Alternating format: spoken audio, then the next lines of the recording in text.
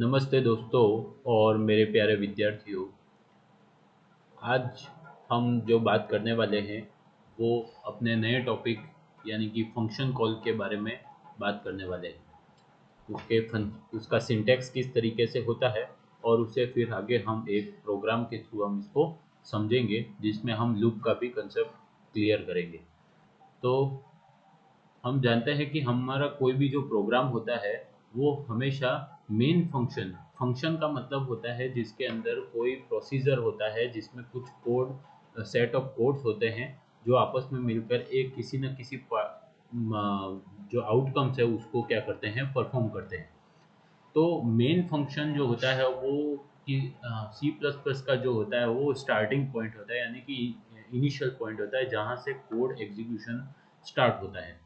यदि हमारे प्रोग्राम में एक से ज़्यादा टाइप्स के कंसेप्ट जुड़े हुए हैं, यानी कि एक से ज़्यादा चीज़ें हमें अलग अलग तरीके से परफॉर्म करनी है, तो हम क्या कर सकते हैं, एक से ज़्यादा फंक्शंस जो है वो क्रिएट कर सकते हैं और उन्हें बारी बारी से, यानी कि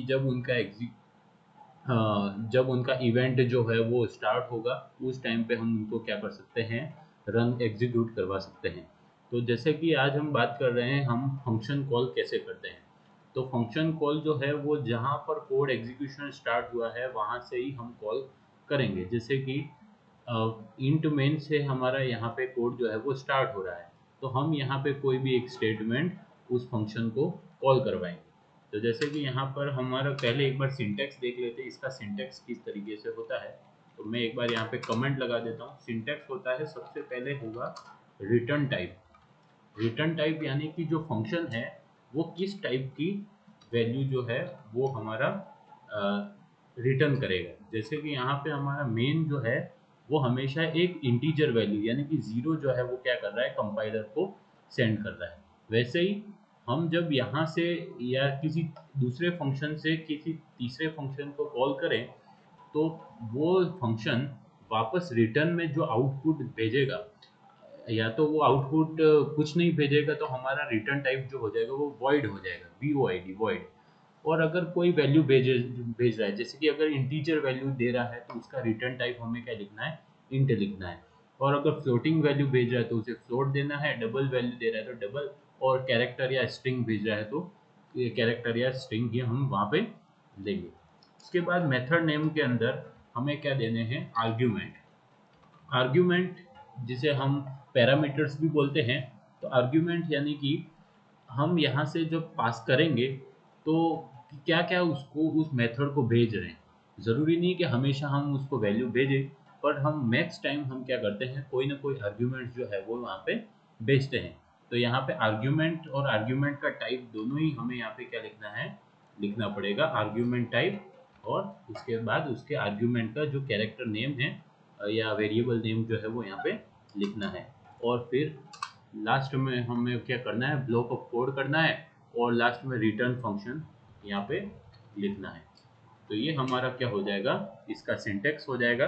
आप अगर समझना चाहें तो इसे आप अपना नोट बुक में नोट भी कर सकते हैं और इसका स्क्रीनशॉट भी आप ज़रूर लिख सकते हैं। तो चलिए हम एक प्रोग्राम यहाँ पे प्रोग्राम से इसको क्या करते हैं, समझते हैं। तो आज का जो हमारा प्रोग्राम है वो है कि एक इंटीजर जो है वो यूज़र हमें गिवन करेगा और उसे हमें क्या करना है, रिवर्स करना है। तो रिवर्स किस तरीके से करते हैं, जैसे कि हम एक एग्जांपल ले लें। हमारा नंबर जो है वो 4526 है, इसे रिवर्स करना है। तो सबसे पहले अपन क्या करते हैं, हम बात करते हैं हम काउंटिंग कैसे करते हैं, ones tens thousand, ones tens hundred and thousand, इस तरीके से हम इसके नंबर को काउंट करते हैं। तो सबसे पहले हमारा क्या आएगा, जो वंस वाला डिजिट है, यानी कि अगर इस नंबर में हम 10 का डिवाइड कर दें और जो रिमाइंडर आएगा वही हमारा क्या होगा, जैसे कि यहाँ पे 10 का डिवाइड करें और रिमाइंडर क्या आएगा, अपना 6 आएगा, तो 6 हम यहाँ पे क्या कर लेंगे, नोट कर देंगे। और फिर डिवाइड करने के बाद जो हमारा क्वोशंट आएगा, क्वोशंट कितना आएगा, 342 हमारा आंसर आएगा। अगेन वही प्रोसेस हम रिपीट करेंगे, 342 में 10 का डिवाइड करके रिमाइंडर क्या आएगा, 2 आएगा। वैसे ही नेक्स्ट प्रोसेस में 4 और 3, यानी यहाँ पे हमें दो चीज़ें करनी है। पहले तो टेंस रिमाइंडर फाइंड करना पड़ेगा हमें, टेंस रिमाइंडर। और फिर नेक्स्ट प्रोसेस में हमें क्या करना है, जो क्वोशंट आया उस क्वोशंट का सेम प्रोसेस हमें क्या करना है, रिपीट करना है। Repeat repeat after tens divide, तो वही प्रोसेस हमें रिपीट करना हमें यहाँ पे पड़ेगा। तो चलिए पहले हम यूजर से एक इनपुट ले लेते हैं, इंट नम, और यहाँ पे एक स्टेटमेंट हम लिख देते हैं, cout enter integer number. Integer number यहाँ पे हम स्टेटमेंट लिख देते हैं, सी इन करवा लेते हैं और सी नंबर सेव कर लेते हैं एक बार।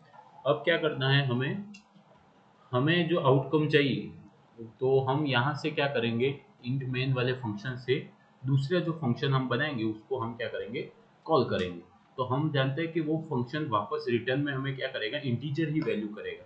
तो हम यहाँ पे इंट रिवर्स नाम का क्या कर लेते हैं, फंक्शन कर लेते हैं, और यहाँ पर आर्ग्यूमेंट हम जो भेजने वाले हैं, मान लिया इंट पी। तो हमने यहाँ पे जो लिखा हुआ है सिंटेक्स, उसी के थ्रू हमने यहाँ पे फंक्शन कॉल, मतलब फंक्शन का डिक्लेरेशन जो है वो यहाँ पे किया है। जिस तरीके से मेन फंक्शन को लिखा जाता है, वैसे ही बाकी फंक्शंस को भी हम यहाँ पे लिखते हैं। तो सबसे पहले हमने क्या लिखा है, मेथड लिखा है या रिटर्न टाइप लिखा है कि क्या वैल्यू ये रिटर्न करेगा। फिर हमने क्या लिखा है, मेथड नेम, जिसे हम फंक्शन नेम भी बोलते हैं। तो यहाँ पे हमने रिवर्स नाम का फंक्शन लिखा है, और उसमें एक आर्ग्यूमेंट हम क्या कर रहे हैं, पास कर रहे हैं, कहाँ से, मेन फंक्शन से। तो अब यहाँ से हम इस फंक्शन को कॉल करवाते हैं। अब या तो हम आउटपुट जो है वो इसी फंक्शन में प्रिंट भी करवा सकते हैं और रिटर्न भी कर, हम यहाँ पे क्या कर रहे हैं, रिटर्न कर रहे हैं। तो वो आउटपुट कहीं ना कहीं वापस यहाँ पे मेन फंक्शन में हमारा आना चाहिए। तो हम यहाँ पे लिख देते हैं आर नम, यानी रिवर्स ऑफ नंबर। तो आर नम इक्वल्स टू, यहाँ पे हम लिख देते हैं रिवर्स ऑफ नम। तो ये फंक्शन यहाँ पे क्या होगा, हो रहा है, यहाँ पे कॉल हो रहा है। फंक्शन यहाँ से कॉल होकर के कहाँ जाएगा, एग्जीक्यूशन के टाइम पे यहाँ पहुँचेगा, और यहाँ पे हम जो सेट ऑफ स्टेटमेंट लिखेंगे वो रन होंगे, और उसके बाद क्या होगा, अपना कोड रिटर्न करें। यहाँ पे एक चीज़ ध्यान रखनी है कि यहाँ पर जो नम से हम जो वैल्यू यहाँ पर भेज रहे हैं, तो यहाँ पे p भी अलग वेरिएबल, p में क्या है, सिर्फ नम की वैल्यू स्टोर्ड है। p का जो है मेमोरी स्टोर, मेमोरी जो एड्रेस है वो स्टोर नहीं होगा। यानी कि हम p में कोई भी चेंजेस कर देंगे तो नम में कोई भी चेंजेस नहीं होंगे, क्योंकि ये हमें क्या बोला जाता है, ये होता है पास बाय वैल्यू। हम आगे पढ़ते हैं पास बाय रेफरेंस और पास बाय एड्रेस भी हम पढ़ते हैं, तो उसमें हम वो चीज़ें आगे देखेंगे। अभी हम इसका कोड लिख लेते हैं। तो सबसे पहले हम क्या कर रहे हैं, एक इंट टेम्प ले लेते हैं। तो यहाँ पे वाइल, जब हमारा p जो है वो क्या नहीं हो जाए, जब तक ज़ीरो नहीं हो जाए। और एक स्टोर भी करवाना है हमें, यहाँ पे एक टेम्प ही ले लिया हमने। तो सबसे पहले हम क्या कर रहे हैं, p के टेम्प के अंदर स्टोर कर लेते हैं क्या, मॉडुलस वैल्यू। तो p मॉडुलस 10, वो हमारा टेम्प के अंदर वैल्यू आएगा। बट यहाँ पे मेन चीज़ जो है वो हमें ये पता होनी चाहिए कि इसकी लेंथ क्या आ रही है। तो जैसे कि यहाँ है 3426। तो सबसे पहले अपन डिजिट्स टोटल कितने होंगे वो काउंट कर लेते हैं यहाँ पर, कि सबसे पहले काउंट कैसे करना है। मतलब जैसे हमारा डिजिट्स आ रहा है 6, तो ये 6 यहाँ पर इस प्लेस पे कैसे आएगा, मतलब 6 इंटू 1000 होगा तो ये 6000 गिना जाएगा। तो हमें सबसे पहले ये गिनना पड़ेगा कि ये डिजिट्स कितने हैं। जैसे कि यहाँ पे 4 डिजिट्स है, तो 4 माइनस 1, यानी हमें 10 की पावर 3 से हमें क्या करना पड़ेगा, लास्ट डिजिट से मल्टीप्लाई करना। फिर नेक्स्ट वाले डिजिट्स को 10 की पावर 2 से मल्टीप्लाई करना पड़ेगा, फिर नेक्स्ट को 10 की पावर 1 से, और फिर लास्ट को 10 की पावर 0 से हमें क्या करना पड़ेगा, मल्टीप्लाई करना पड़ेगा। तब ये नंबर क्या होगा, हमारा रिवर्स होगा। तो हम सबसे पहले यहाँ पे काउंट कर लेते हैं। तो इंट काउंट, तो सेम वही फंक्शन हम यहाँ पे यूज़ कर रहे हैं। यहाँ पे एक वैल्यू हम टेम्प के अंदर ही स्टोर करवा लेते हैं। टेम्प नॉट इक्वल्स टू हमारा क्या हो जाए, 0 नहीं हो जाए। टेम्प के अंदर अभी एक बार के लिए हम p की इक्वल्स टू वैल्यू स्टोर ले लेते हैं, p। तो यहाँ पे टेम्प, तो temp equals to temp divided by 10 और काउंट प्लस प्लस। जैसे कि हम यही एग्जांपल ले ले 3 4 2 6, तो सबसे पहले 10 का डिवाइड होगा तो क्या आएगा 342 आएगा, फिर 10 का डिवाइड करेंगे तो 32 34, फिर एक बार 3 और फिर 0। तो देखें तो यहाँ पर कितनी बार फंक्शन कॉल होगा, मतलब ये जो लूप कितनी बार कॉल हो रहा है, 4 बार कॉल हो रहा है। तो हमारे पास काउंट की वैल्यू कितनी आ जाएगी, 4 आ जाएगी। अब हमारे पास काउंट की वैल्यू आ गई है। अब यही प्रोसेस हम क्या करेंगे, जो हमने यहाँ ऊपर लिखा है उस प्रोसेस को हम यहाँ पे फॉलो करेंगे। तो रिवर्स वाला जो नंबर है उसे अपन एक सम वाले या आर नम से ही इसको क्या कर लेते हैं, आर नम हमारा कंफ्यूजन कर क्रिएट कर सकता है, तो हम दूसरा रिवर्ट कर लेते हैं, रिवर्ट नम, जिसमें हमारा वैल्यू जो है वो स्टोर हो। तो अब यहाँ पे p नॉट इक्वल्स टू 0 हो, वापस हम टेम्प ही ले लेते हैं ताकि कंफ्यूजन ना हो। यहाँ पे भी हम टेम्प ही ले लेते हैं, TMP। तो सबसे पहले तो हमें मॉड्यूलस चाहिए। मॉड्यूलस के बाद हम क्या कर रहे हैं, रिवर्ट नंबर के अंदर क्या है, रिवर्ट नंबर के अंदर 10 का मल्टीप्लिकेशन का हम साथ मल्टीप्लाई करवाएंगे, यानी ये टेम्प नहीं लेना है, यहाँ पे हम टी वेरिएबल ले लेते हैं। तो यहाँ पे टेम्प का हमारे क्या चाहिए, मॉड्यूलस चाहिए। अगर हम मॉड्यूलस ऑफ 10 में ही स्टोर कर देंगे तो हमारा वैल्यू क्या हो जाएगा, हम यहाँ पे एक वेरिएबल टी ही ले लेते हैं, टेम्प टी। तो टी के अंदर टेम्प के मॉड्यूलस वैल्यू 10 आ जाएगी। फिर हम यहाँ पे क्या करते हैं, तो यहाँ पे हमें क्या करना है, इस t के साथ हमें उतने ही टाइम 10 का क्या करना है, मल्टीप्लाई करना है, यानी कि 10 की पावर के फॉर्म में हमें, जैसे कि 10 की पावर काउंट -1 हमारा क्या होना चाहिए, वैल्यू उसके अंदर आना चाहिए।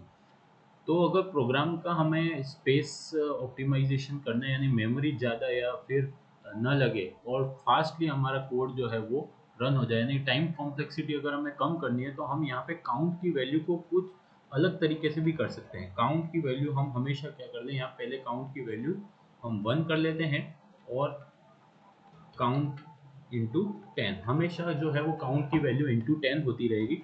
मतलब अभी काउंट की वैल्यू जैसे कि वंस पे है, फिर इंटू 10 होगा तो टेंस पे चला जाएगा, फिर हंड्रेड्स पे और फिर थाउजेंड पे चला जाएगा। तो अभी यहाँ पे वंस पे है, जैसे ही मल्टीप्लाई होगा तो यहाँ पे हम सीधे काउंट की वैल्यू यहाँ पे इंक्रीमेंट इंटू काउंट से मल्टीप्लाई कर लेते हैं। तो जैसे ही स्टेटमेंट को अपन समझें तो क्या होगा, जैसे ये नंबर है 3426, तो सबसे पहले हमने काउंट करने हैं, यहाँ पे काउंट की वैल्यू यहाँ फर्स्ट वाले फंक्शन में कितनी आ रही है। तो फर्स्ट टाइम जब कॉल होगा 3426 जैसे कि वैल्यू है, तो 10 का जैसे ही डिवाइड होगा तो वैल्यू आ जाएगा हमारा 342 और काउंट की वैल्यू क्या हो जाएगी, 10 हो जाएगी। ठीक है, फिर नेक्स्ट टाइम ये वैल्यू कितनी हो गई, 342 हो गई, 342। नेक्स्ट टाइम ये कितनी वैल्यू हो जाएगी हमारी, 34 हो जाएगी, तो ये भी हमारी कितनी हो जाएगी, 100 हो जाएगी। नेक्स्ट ये जब वैल्यू कितनी हो जाएगी, 3 हो जाएगी, मतलब हमेशा हम 10 का डिवाइड कर रहे हैं, तो ये वैल्यू हमारी आ जाएगी 1000। अब ये अभी भी ग्रेटर है, ये वैल्यू 0 होगी, उस टाइम पे वैल्यू कितनी हो जाएगी, 10,000 हो जाएगी, जो कि हमें रिक्वायर्ड नहीं है। हमें तो कितने तक रिक्वायर्ड है, ओनली 1000 तक रिक्वायरमेंट है। तो इसलिए हम इसको लास्ट यहाँ पे क्या करते हैं, काउंट को 10 से पहले ही एक बार वापस डिवाइड कर देते हैं, ताकि हमारी वैल्यू क्या हो जाएगी, काउंट की 1000 या जो रिक्वायर्ड वैल्यू है वहाँ पर ही हम पहुँच जाएंगे।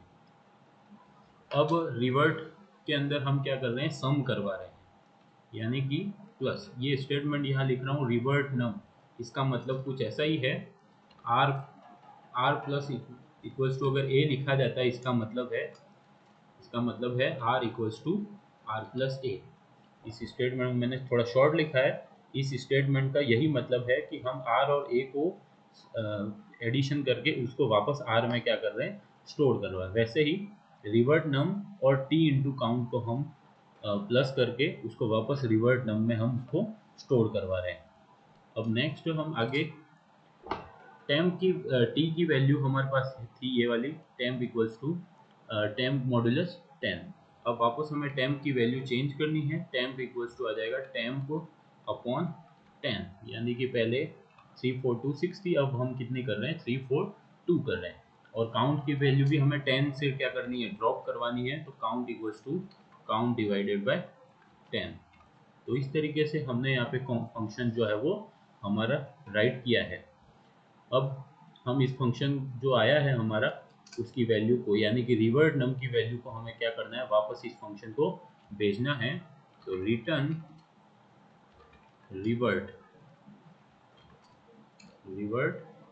नम, इस वैल्यू को हम क्या कर रहे हैं, रिटर्न करवा रहे हैं। इस फंक्शन को हम सेव कर लेते हैं और इस फंक्शन को अब हम क्या करवाते हैं, कंपाइल करवाते हैं।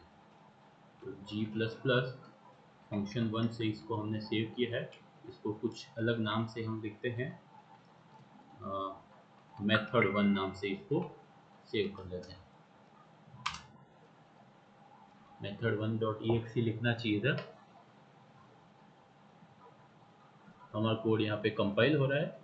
यहाँ पे क्या एरर आई है, तो हम सेमीकोलन यहाँ लगा लेते हैं, CLS को यहाँ पे method1.exe से इसको रन करवाते हैं। और क्या एरर आ रही है, तो कोड हमारा कंपाइल हो गया है, तो अब रन करवाते हैं।